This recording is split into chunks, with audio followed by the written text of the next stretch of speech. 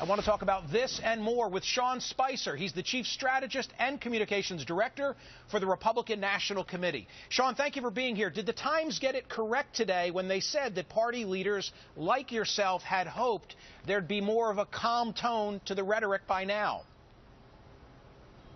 Well, I think it's all relative. I think that we all recognize, as party leaders, you and I have talked about this before, Chairman Reince Priebus has said it before, that we would love as Republicans for everyone to follow Reagan's 11th commandment, to be focused on what their personal vision is for leading America forward, and for focusing their attacks on Hillary Clinton. That being said, we recognize that politics is a contact sport. You commented earlier that folks in South Carolina are used to, at this stage of the contest, to have candidates kind of showing their might, showing that they're ready to take on not just their primary opponents, but can handle a general election. So we get that this is part of the process, and I'd rather have it focused. But look, politics is tough. If you think that this is tough, taking on the Clinton machine is going to be even tougher. And so we want a candidate that comes out of the primary, having had a couple contests, shown their mettle, and are ready to go on to a general election. But look, Michael, I think that we have to also keep this in context. Hold on. We have to keep it in context that having some barbs thrown back and forth amongst some candidates is nothing beyond what the other party is facing, where you have their leading candidate, or what was their leading candidate, now under what is admitted and confirmed FBI investigation. So I will take some Twitter attacks on our party any day of the week over if I were at the DNC having to say, what happens if we have a candidate that is now under FBI investigation or worse, under indictment? I will take the Twitter tweets back and forth any day of the week. I'm going to get to that issue, not with you, but in a segment to follow, because I said here on CNN Thursday night, I was pretty surprised that on the day the Washington Post broke a story that a subpoena had arrived at the Clinton Foundation from the State Department, that question wasn't asked in the Thursday night debate.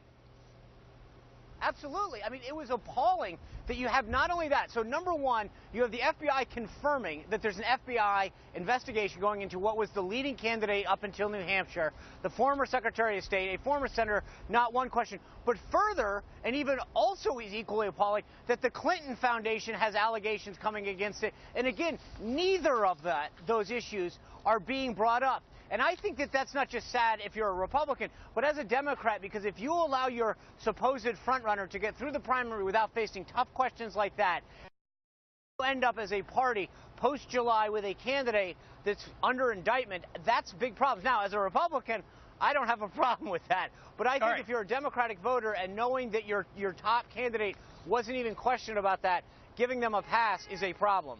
All right, you're being too effective at your objective, which is taking me off my game. So let me get back to your need to expand the tent. You remember when George Will wrote this column last year, and he pointed out that Papa Bush and Mitt Romney got the same percentage of the white vote, 59%.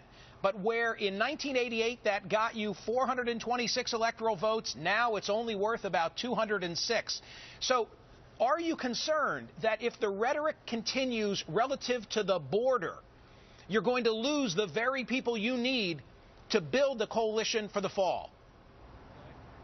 Right. Well, as you noted at the outset, Chairman Priebus, after 2012, shifted all of the resources of our party into two things, data and people. We have spent a majority of our funds putting people into the field year-round in communities that we haven't been to, in African-American communities, in Hispanic communities, in Asian communities, further outreach to the evangelical community in places that we didn't do as well. So we have, as a party, put our money where our mouth is and gone out and created relationships. Look, Michael, we lost black women 97-3.